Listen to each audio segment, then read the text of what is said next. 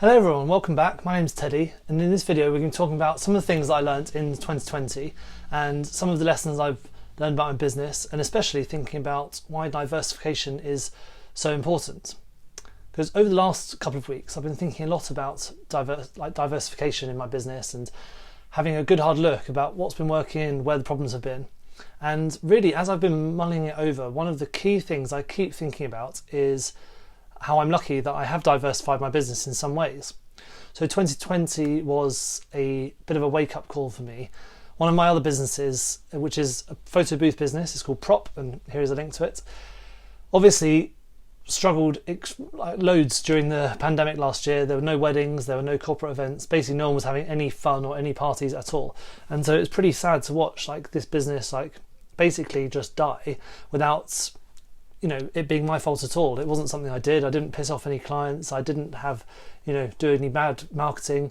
The reason we didn't have any clients is because no one was having any fun. So it was an extremely sad year, and I know a lot of people had a lot of problems. However, had I been entirely reliant on that business, I would have been completely fucked.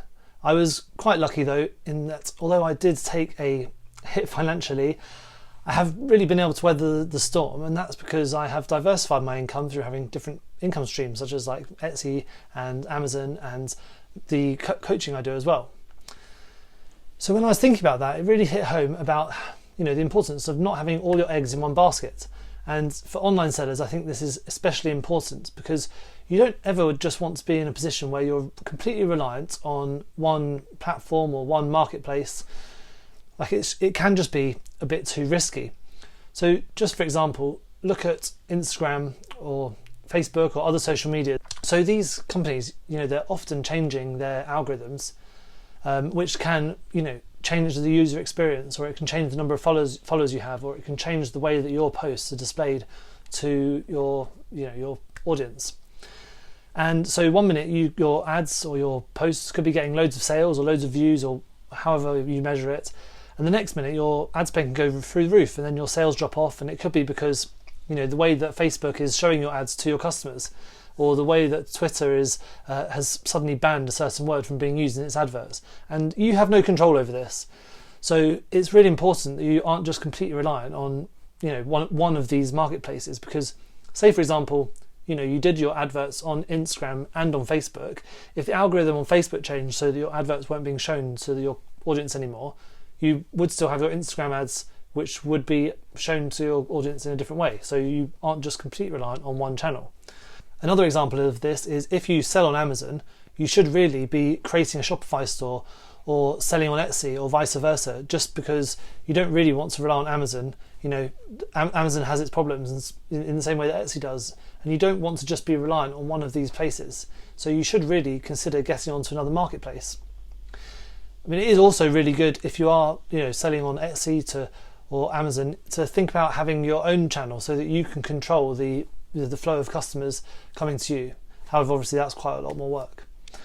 So if you think that you might be too reliant on one marketplace, then now is the perfect time to do something about it. And it's January, it starts for New Year. 2021 is going to be a much better year for everyone. Fingers crossed. And most of us are still locked down, so this could be a really good time to make your business stronger and healthier.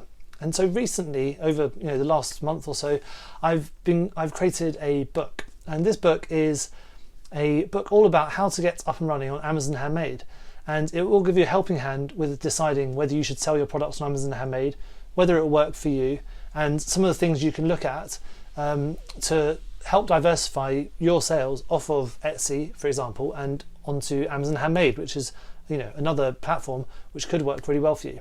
It's really short and it's concise. It's a step-by-step guide to help you work out whether Amazon Handmade is the right platform for your products, and it will show you how to work out whether your products will sell well on there, for example. And it also has step-by-step instructions for everything that you need to know in order to get your account set up and start making your first sales.